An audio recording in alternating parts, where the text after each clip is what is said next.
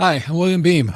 One of the best ways to improve your photographs is to be able to control the light on your subject. When you think about it, your photographs really come down to three elements. That is your subject, your light, and your background. And honestly, your subject is probably the least important because if you have a good background and you have good lighting, you can replace the subject over and over again and still get wonderful shots. A lot of people do this for headshot portraits. They do it at receptions and other places.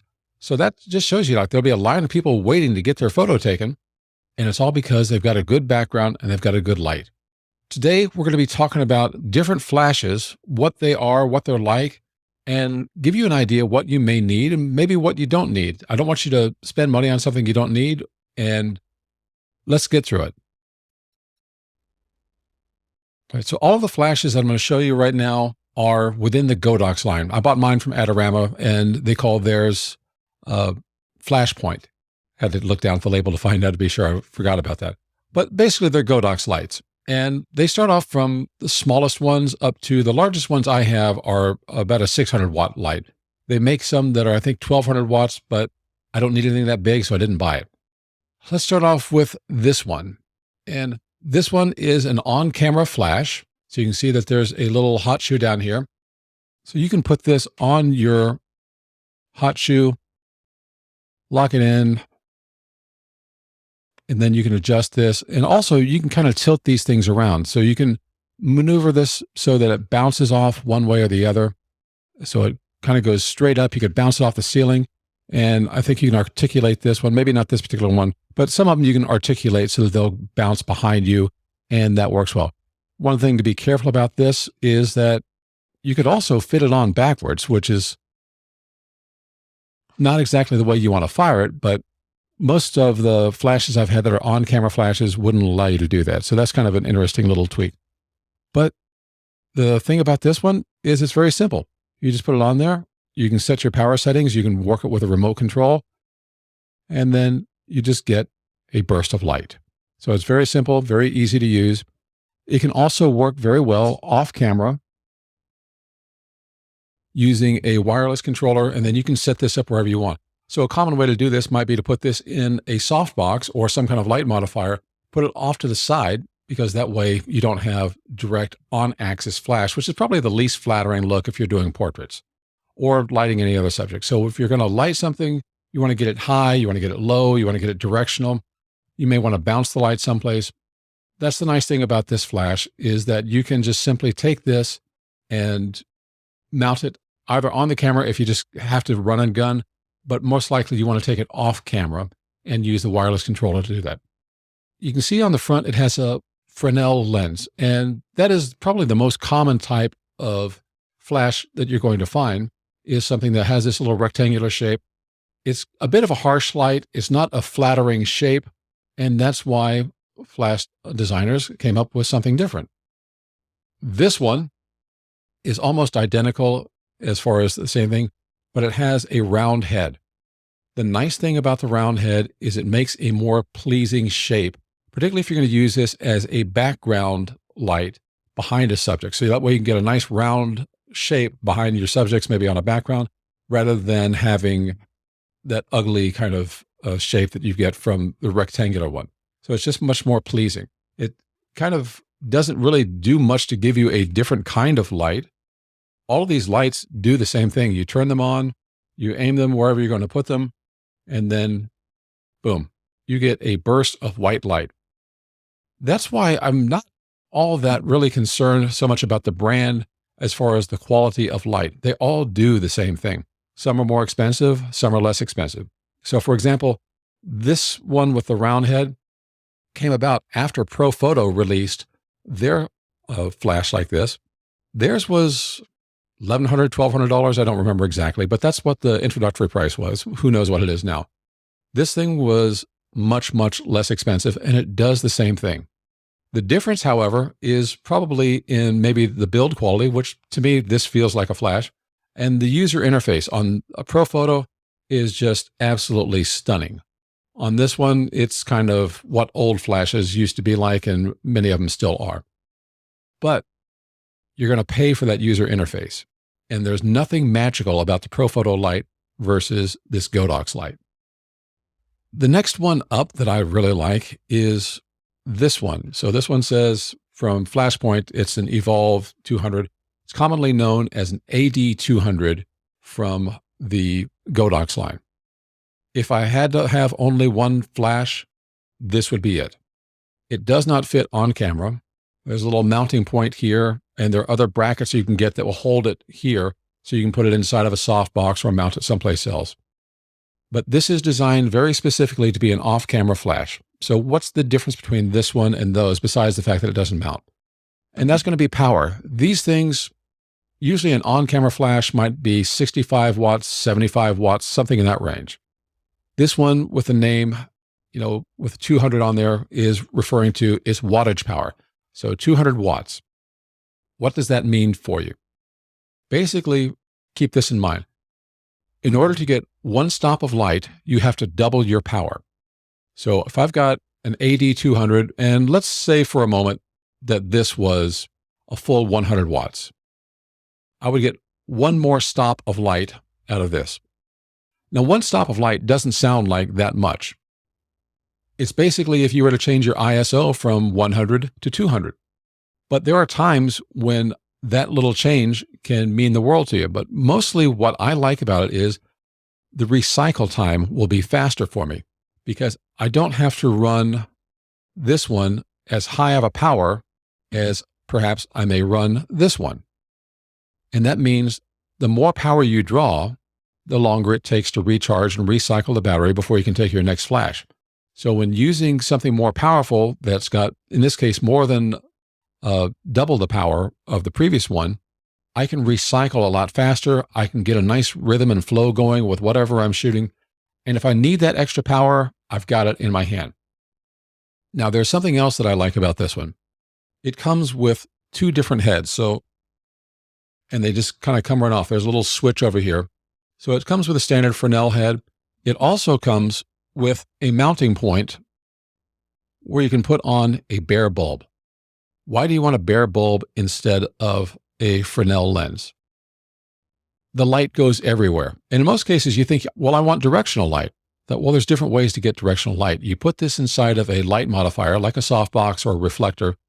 That light spreads around inside of the light modifier, and it comes out nice and even.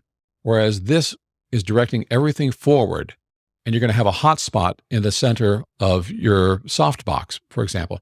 And then that's one of the reasons why people, tend to feather the light off, is because there's too much power, too much strength coming out of the center, and they get a more pleasing light off the edge of their softbox.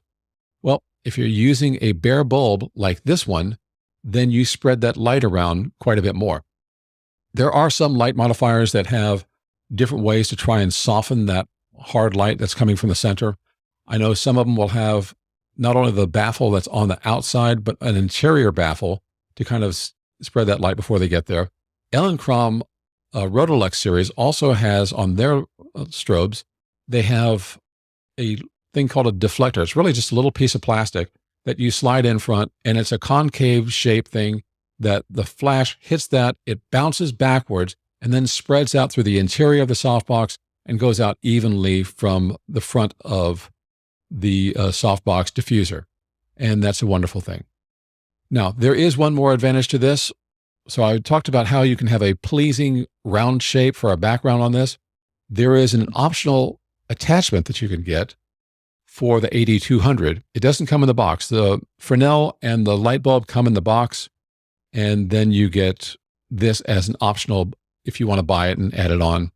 So it's the same kind of thing. You just simply mount it on there, and then now you've got a round light. So you flip on the switch that's right over here, and then once you've got your charge, then you can go ahead and hit that. So that's why the AD 200, or if you buy from Adorama, the Flashpoint Evolve 200, is my favorite light. It's the one I will go to. I've got a pair of these things, and I find that works very well. And I can use these other lights for background lights, or maybe if I don't want to carry the extra weight of this, then I'll take one of these smaller lights if I have a very simple need. They're smaller, they're lighter, they don't have as much power, but they are flexible enough because they'll also be controlled by a wireless remote trigger. And it's the same wireless remote trigger for all of these lights. The advantages that you're thinking of is what is the weight? What are the power requirements that I need? What is the recycle time that I need? And that kind of really comes into it. Now, this one that I have is an older version. It was a 8200. They no longer make this one's particularly. They now have something called an 8200 Pro. The difference with that is that the light output is color balanced. So here's what I mean about that. The Pro version of the Godox lights have a little smaller range of color temperature variance. All flashes could potentially have a little bit of different color coming out from one shot to the next shot. And that is why things like this, the little Color Checker Pro, came into existence. So when you need to make certain that you have the right color, you set your light, you take a picture of this, and then in post-processing, you can check the boxes here and you can make certain that you're getting the color profile that you should have. That's for ultra critical things. For example, if you are doing an advertising photo and you're doing this for Coca-Cola, well, that Coca-Cola red better be Coca-Cola red in the resulting photo. So that's why a tool like that is critical. In most cases, I don't really worry about the color balance. It's a very nice feature, but depending on whether it costs you more or not is something to consider. Now, it doesn't cost you any more now for the 8200 Pro than what it used to. It was that they had both of them at the same time, that there was an upcharge for the Pro version. Now they've just said the Pro version is the only version. When you get beyond this, you start getting into bigger units. So this one is what Godox would call an AD400 Pro. So as you can tell by the name, 400 is twice the power of 200. It's a lot bigger. It's a lot heavier. It has one stop more of light because, again, we had to double the power from 200 watts to 400 watts, and that gives me one more stop of light. So it's a lot more than what we had with the small flashes that we were talking about. Again, you've got a much larger battery, so you get more pops out of it than you would. You can shoot at a lower power, which means that you can keep on going pretty much all day with one of these. I've got a pair of these as well. And because it's more powerful, I'm not going to blind you with a flash from this one. This is clearly designed to go on a stand and use some kind of light modifier. Why this one versus some of the 8000 Pros? The reason for using that is if you're going to be in an environment where you're not running and gunning, you're going to set these things up on a C-stand or a light stand, you bag them down, you put on maybe a bigger, heavier light modifier. And then because it's got extra power, you can just keep on going and shooting. It's kind of something that you want to use for not your one-off photos, but for portrait sessions primarily. Now, it's not only for portrait sessions. I've got a friend who just did a photo shoot in his garage of an Italian speed bike, so a racing motorcycle. And you can use larger lights for something like that. They'll cover more of an area. You can get more power, and that gives you flexibility of where you're going to put your light. Obviously, the closer the light is to your subject, the less power you need. But sometimes you need distance between your lights and your subject. So these things you can back off and crank up the power a little bit and still get the light result that you want. Whereas it might be a bit more difficult with a smaller version like this. Even though it's only one stop of light, you might have to double up these to get one of those. All right, let's go on to what is for me the big daddy. This one is an AD600 Pro or Flashpoint. I think it's an Evolve or whatever. But the nice thing about this is it's got a lot of power. It's also got a lot of weight. This is a hefty light to put up. Why am I going to use something like this? Again, it gives you more power, but it doesn't give you another entire stop. Remember from the AD400, if I want to get one more stop of light, I would need to double that to 800 watt second light. This is a 600 watt second light. So I'm not even getting a full stop of light. I'm getting maybe 0.4 or 0.6. I did the math one time, and that much light helps. But again, because there's more power, I get benefits from the recycle time. I get benefits from the strength of the throw from where it is to where it's going. So it's not quite as much. Now, what I will typically do is I will use the AD600 as a key light for my portrait subjects. I might use a pair of the AD400s, maybe if I've got strip lighting on each side. And if I want background lights, well, I've got a pair of these that I'll use for background lighting, or maybe an overhead, hair light, something like that. And that's how you can start working on a number of different types of lights. Right. So let me ask you this. Have you heard the phrase flash versus strobe? And you think, well, what's the difference between a flash versus strobe? Typically, you think of something small and lightweight like this as a flash, and you think of something large like this as a strobe. It's all the same thing to me. You can call it what you want, but it does the same thing. The function is to put out a burst of white light. The question is, how much power do you have and how bright is that light going to be? And the bigger lights can put out a stronger burst of light. But my benefit that I get from them is that they recycle a lot faster. And also they're designed to work with the light modifiers that I have. So the Godox lights that are be considered strobes use a Bowen's mounting point. And that's one of the most common types that you can get for a speed ring to mount up various light modifiers. If I want to do the same thing with these flashes, I can. There are different ways that you can get it. I think Godox has something they call an S2 adapter, which has a Bowen's mount. And basically you put in your flash as something that gets clamped down. Also, Magmod, if you're familiar with that brand, they have different speed rings for different type of adapters, and they will magnetically mount something like this flash or these other smaller ones. They'll just put them in there. The magnets are very strong. They hold them in place, and you can fill up the light from a softbox doing that. And don't think that this small flash cannot fill up a softbox for a portrait for one, maybe two people. It certainly can. You can get some beautiful light out of a very small flash. You don't have to go buy this big honking heavy strobe that I've got over here. If all you're going to do is, let's say, a one light portrait, you can do that very easily with a very small flash and just set it up, maybe a 36 to a 48 inch softbox, preferably an octagon shape or a round shape. And then you can make some lovely portraits because it doesn't have to be too far away from them. Remember, the closer your light source is to your subject, the softer the light is going to be. So you can get some great stuff just using a very small flash. So why do I have so many? Well, one, I like buying things. That's just the way it is. Also, I started off with my very first flash, from late 1970s was for my Olympus OM10 camera. It was very small. It would fit about that size. I think I've still got it in my office here someplace.